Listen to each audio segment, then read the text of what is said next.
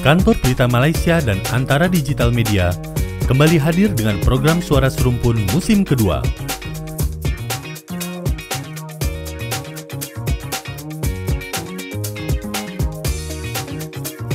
Tayang setiap Rabu pukul 11.30 waktu Indonesia Barat, siaran bersama Malaysia Indonesia ini hadir dengan menyajikan informasi-informasi baru di kedua negara yang kini dikemas lebih segar dan menarik.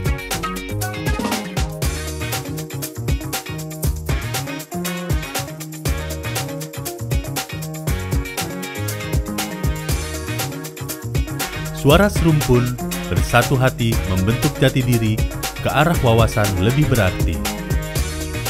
Semuanya dalam keadaan yang baik-baik dan sering juga menerima pujian. Jadi itu dia perkembangan berita yang dibawakan yang terkini dari Malaysia. Bagaimana pula di sana? Ya, kalau di Jakarta sendiri memang kalau keuangan haji itu sendiri dikelola oleh Badan Pengelola Keuangan Haji ya. Kalau sedangkan untuk terkait urusan-urusan jamaah haji sendiri gitu ya, itu dikelola oleh Kementerian Agama. Iya, gitu. betul. Tapi luar biasa sekali ya, sampai saat ini kan Indonesia sendiri juga belum punya rumah sakit sendiri ya khusus jamaah haji di Arab Saudi, sedangkan Malaysia berarti sudah lebih dahulu memiliki rumah sakit sendiri khusus jamaah haji di Arab Saudi tersebut. Ini sebuah hal yang luar biasa tentunya ya.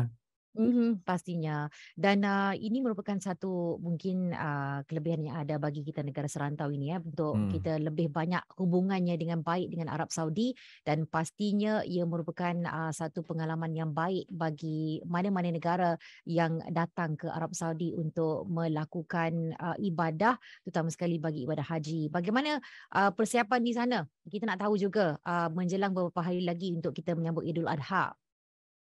Iya, kalau Idul Adha di sini semakin ramai ya tentunya kalau untuk menyambut Idul Adha itu sendiri, di mana seperti yang sudah pernah kita bahas pekan kemarin gitu ya, bahwa banyak sekali penjual-penjual hewan-hewan kurban itu sudah mulai semakin terlihat di pinggir jalan begitu. Malah makin banyak ya. Makin banyak. Fenomena pedagang hewan kurban. Ya, jadi bagi Nita Demi sudah pilih yang mana? Belum. Mungkin mau pilih domba biri-biri. Oh, bagus sekali. Iya, baik-baik, biri-biri. tapi tak mengapa. Masih lagi boleh sampailah untuk bila menjelang hari Idul Adha nanti ya. Masih ada waktu. Dan bagi perjalanan di sana sendiri ya, kita nak tahu juga adakah dari segi aspek booster vaksinasi juga masih lagi terus dipergiatkan dan diperkuatkan di sana?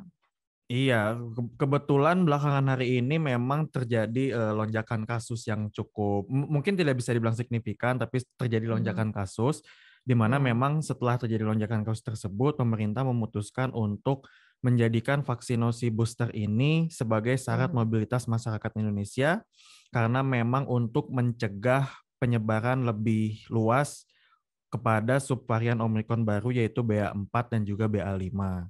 Nah, Menko Marves juga menyatakan, Luhut, bahwa pemberlakuan vaksin booster ini sebagai syarat mobilitas masyarakat untuk diterapkan semaksimal untuk 2 minggu ke depan. Jadi terkait hal tersebut juga pemerintah saat ini sedang gencar kembali menggaungkan yang namanya vaksinasi, terutama vaksinasi booster itu tersebut. Jadi sepertinya penggunaan aplikasi Peduli Lindungi juga sepertinya akan mulai digencarkan kembali ya, karena salah satu upaya pemerintah untuk melihat apakah masyarakat sudah melakukan vaksinasi booster ini bisa dilihat melalui aplikasi Peduli Lindungi itu tersebut. Ya, jadi memang vaksinasi booster ini mulai aktif kembali nih, Hanila, gitu. Jadi bagi warga Jakarta yang belum booster, gini nanti kayak seperti tempat-tempat vaksinasi udah dibuka kembali nih, kayak di bandara, di stasiun, di terminal, dan pusat perbelanjaan gitu. Ya, dan juga perkantoran ya. Betul, sudah mulai banyak sih yang daftar vaksin booster ini. Iya, pasti meningkat kembali, dan juga meskipun bisa dibilang kan kenaikan angka ini sebenarnya masih dibilang terkendali ya, karena WHO juga memperkirakan bahwa kenaikan Indonesia itu tidak sampai ke 5%, tidak sampai di angka 5%, sehingga sebenarnya masih aman, hanya saja sebagai upaya untuk tidak terjadi lagi peningkatan kasus seperti sebelum-sebelumnya, pemerintah sedang menggencarkan namanya vaksinasi booster itu tersebut. Benar sekali ya. Ini sangat penting juga sebenarnya. Nak lagi kita menjelangnya Hari Raya Aidil Adha untuk kita semua kan, umat Islam. Jadi apabila ada keperluan, ramai yang juga akan mudik dan akan balik ke kampung. Jadi bertemu dengan keluarga, saudara mara. Sangat penting juga untuk kita wajibkan booster walaupun persennya sedikit ya. Untuk bagi jangkitan BA5 dan juga BA4 ini. Kalau di sana walaupun sedikit, di sini pun kita nak kongsikan mana pada dilaporkan pada 9 Julai baru ini, mana memakan saya 9 Jun, mana ada dikongsikan berkaitan dengan pengesanan 3 penularan COVID-19 yang berkaitan dengan varian BA5 dan juga BA4 ini. Okey, jumlahnya sedikit walau bagaimanapun ia merupakan satu perkara yang perlu dikuatirilah dan kita sama-sama lakukan langkah berjaga-jaga sebab ada juga laporan yang dibawakan di luar negara, contohnya seperti negara jiran kita yang lain, Thailand contohnya, katanya subvarian Omicron BA4 dan BA5 ni mungkin jadi dominan di sana. Jadi kita tak mahu jadi yang seperti itu ya, jadi kita harus itu tidak mau. Setuju Anis. Okey, jadi yang booster tu wajib diteruskan, pastinya bukan saja di sana tapi juga di sini. Okey, dan antara yang terkini juga kita ingin kongsikan fenomena ya di Malaysia, filem Mat Kilau. Pernah dengar tak? Pernah dengar Mat Kilau. Pernah dengar ya? Mana filem Mat Kilau arahan Syamsul Yusof ni terus mencipta fenomena apabila mencatat kutipan sebanyak 7.3 juta ringgit untuk satu hari tayangan ya pada 2 Julai, Sabtu 2 Julai. Satu hari sudah 7.3 juta ringgit dan ia menjadikan jumlah keseluruhan kutipan filem berkenaan selepas 10 hari ditayangkan di negara ini, Singapura dan juga Brunei sebanyak 39.2 juta ringgit. Dan banyak pihak juga meramalkan filem Mat Kilau ni mampu untuk mencantas kutipan filem tempatan paling laris ketika ini, iaitu Munafik 2 yang juga arahan Syamsul Yusof, dan filem Munafik 2 sebelum ni memperoleh kutipan keseluruhan sebanyak 48 juta ringgit, membabitkan tayangan di 3 negara, itu Malaysia, Brunei dan juga Singapura. Jadi itulah tengah fenomena ni sekarang ni, walaupun tengah popular tapi saya hari ini belum lagi berkesempatan untuk menontonnya. Sedih sekali. Sama, Nita juga belum. Belum ya? Tak apa, nanti kita boleh tonton ya. Tonton bareng. Katanya juga dikabarkan ada aktris Indonesia juga yang bermain di sana ya. Iya betul, dia itu Yaya Ruhian yang sememangnya menjadi fenomena juga ya, wataknya di situ dan kekuatannya. So malah aktor kita di sini memuji apa yang dilakukan melalui filem, kemahiran yang dibuat sangat pakar, dan yang paling penting penampilan pelakon aktris Indonesia Yaya Ruhian ni yang turut membintangi Mat Kilau bukanlah satu penampilan yang luar biasa, tetapi sebenarnya lebih membanggakan pernah juga di filem-filem Hollywood ya. Penampilan Yaya Ruhian ini. Betul. Karena memang banyak sekali juga filmnya kan, yang terakhir di film Hollywood juga dia berperan dia bermain di Star Wars, di John Wick dan juga di film-film Jepang juga banyak ya salah satunya. Jadi memang Yaya Ruhian ini juga sedang naik daun mungkinnya di Indonesia juga karena banyak juga film Indonesia yang dia bintangi seperti The Raid, Ben dan Johnny, Tarung Sarung, dan juga film terakhir itu mungkin Gatot Kaca kali ya, film di Gatot Kaca. Jadi emang Yayan Ruhian ini dia tuh memang ahli dan bela diri ya, betul. Hobi pencak silat gitu.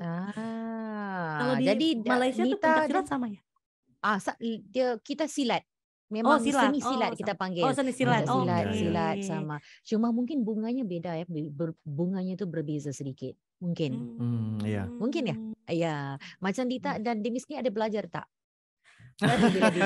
Demi Hani. Kalau Nita belajarnya dance saja. Jangan bela diri.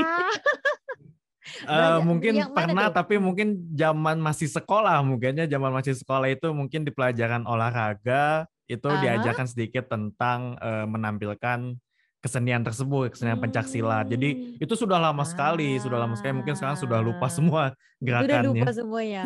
Ya, macam kalau saya sendiri kalau bela diri itu ialah taekwondo. Taekwondo.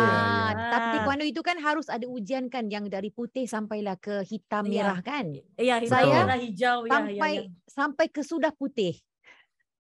Putih paling bawah. Putih terus. Putih terus. Iya, setiap kali mau ujian tidak ada siapa yang mau menghantarnya. Jadi sampai di situ saja. Jadi begitulah nasibku sewaktu di sekolah dahulu olahraga. Jadi walaupun masih lagi ada asasnya kan. Jadi bolehlah sikit-sikit. Macam Nita, kita harus ada ya bela diri untuk wanita. Ya, benar. Kita harus paling untuk menjaga keamanan. Betul. Iya, betul. Jadi itu bukan spray semprotan lada gitu loh. Iya, semprotan lada. Itu sangat itu loh, kalau sekali tersemprot itu benar-benar bikin batuk yang tidak kesudah. Matanya tak boleh dibuka. Iya. Okey. Betul. Okey, baik, itu kisahnya dari Malaysia Filem Mat Kilau. Di sana ada cerita tentang apa-apa yang berkaitan dengan dunia perfilman ataupun dunia hiburan, entertainment mungkin? Ya, setuju nih Hani. Jadi memang kalau di ST12 di Malaysia itu terkenal ya band ST12 itu banyak juga penggemarnya ya. Suka. Banyak juga Ani fans. kebetulan suka ya. Iya, banyak fansnya ST12. Suka. Lagu apa nih? Lagu apa yang ditahu nih? Yang paling awal dulu yang saya paling suka ialah Puspa. Iya. Boleh dong Hani nyanyikan sedikit? Jangan kau menolak cintaku gitu. Iya betul.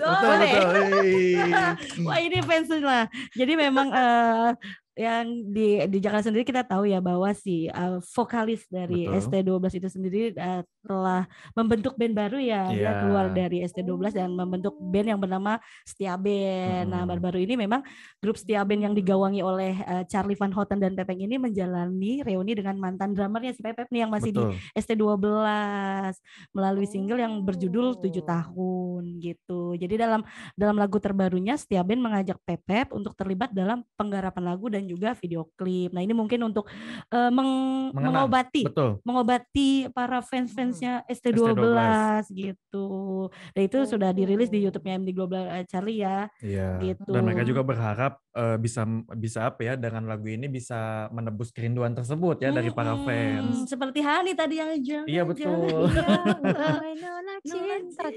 Saya suka paling lagu tu. Iya.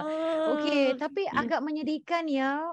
Saya baru tahu ini mana dimaklumkan oleh anda berdua mana Charlie sudah tidak ada bersama dengan keanggotaan ST12. Sedih sekali.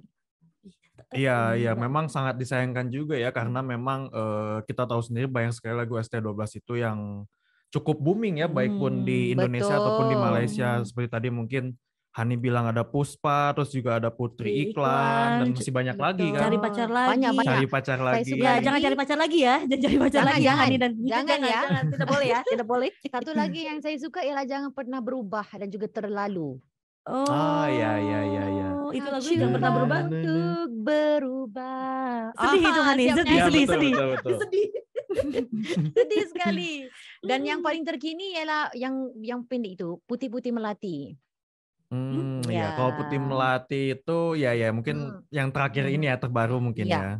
Betul. Ya, jadi itu antara lagu favorit lah. Jadi rasa cukup sedih ya bila tidak ada lagi Charlie dalam keanggotaan tersebut. Walaupun bila adanya grup yang baru, diharap mengubat kerinduan lah kepada Charlie dan juga ST12. Ya. Okey, baik. Kita nak berehat sedikit saja masanya dan kita akan kembali selepas ini untuk segmen Sama Tapi Tidak Serupa. Jangan ke mana-mana. Halo, apa kabar? Semoga sehat selalu. Senang rasanya Demi dari Antara Digital Media bisa kembali hadir di Suara Serumpun musim kedua. Jangan lupa dengarkan terus Suara Serumpun setiap Rabu pukul 12.30 hanya di Bernama Radio.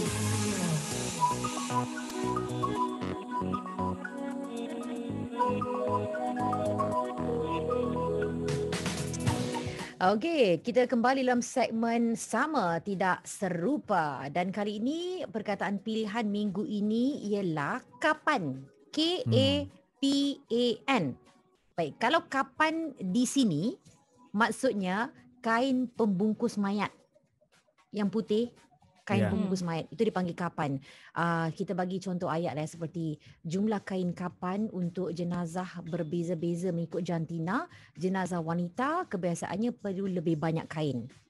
Jadi itu dia. Kapan di sini ialah kain pembungkus mayat. Tetapi lain maksudnya di sana ya. Betul, berbeda Hani. Jadi kalau di Jakarta sendiri, kalau kapan itu adalah kata yang digunakan untuk menyatakan waktu. Iya. Seperti kalau misalkan contoh ayat. Kapan terakhir Demi pergi ke Malaysia? Wah, jadi untuk menanyakan waktu ya. Menanyakan waktu. Mungkin terakhir ke Malaysia itu kapan ya? Sudah berapa tahun yang lalu mungkin. Iya, kalau di Malaysia kapan itu kalau untuk kapan itu sendiri, kalau di Malaysia mungkin di Indonesia berubah menjadi kafan. Kafan ya. Kafan, ya, jadi menggunakan betul. F. Iya, benar sekali. Maknanya di sana kalau di sini kapan, di sana ialah kafan. Betul. Begitu. Jadi menjadi kafan. Iya, okey. Cuba tanya saya soalan yang tadi. Kapan terakhir saya ke Indonesia? Tanya pada saya. Baik, Hani, kapan terakhir Hani pergi ke Indonesia? Seingat saya 2015. Wah, sudah hampir 7 tahun berarti ya, hampir 7 tahun. Sudah tiba masanya ya. sudah tiba masanya Hani kembali. Sudah tiba masanya. Iya, bila agaknya Nita dan Demi ingin datang sini. Iya, Kapan? Pengennya secepatnya sih ya, secepatnya. Tapi ya kita tunggu saja. Mungkin suatu saat kita akan bermain langsung ke sana untuk siaran bareng mungkin, siapa tahu nanti ke depannya. Mungkin. Mana tahu kan? Kita harus merancang lebih awal. Mungkin kita boleh bertemu di sini atau saya bertemu Anda di sana. Ditunggu Hani. Boleh ya? Nanti kita nyanyi ya. Kita libur ST12. Jangan kau. Kita mengenang kembali lagu-lagu ST12. Okey, jadi itu dia Sambut Tidak Serupa. Itu perkataan pilihan minggu ini, kapan. Jadi jangan lupalah untuk kembali bersama kami pada minggu hadapan pada hari yang sama setiap hari Rabu pada pukul 12.30 tengah hari. Okey, kita jumpa lagi Nita dan Demi. Ya Hani, sampai bertemu kembali. Bertemu minggu depan. Ya, jaga diri ya. Sehat-sehat. Sehat-sehat Hani. Alang-alang itu kita mengucapkan selamat Hari Raya Aidil Adha kepada anda semua di sana. Selamat Hari Idul Adha juga untuk warga Malaysia di sana. Iya, baik. Jumpa lagi. Assalamualaikum. Bye-bye. Kantor Berita Malaysia dan Antara Digital Media kembali hadir dengan program Suara Serumpun musim kedua.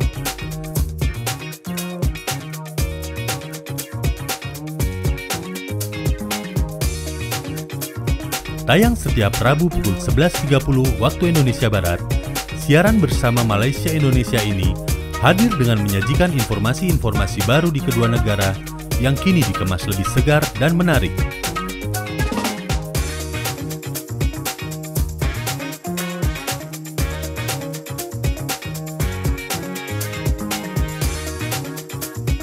Suara Serumpun, bersatu hati membentuk jati diri ke arah wawasan lebih berarti.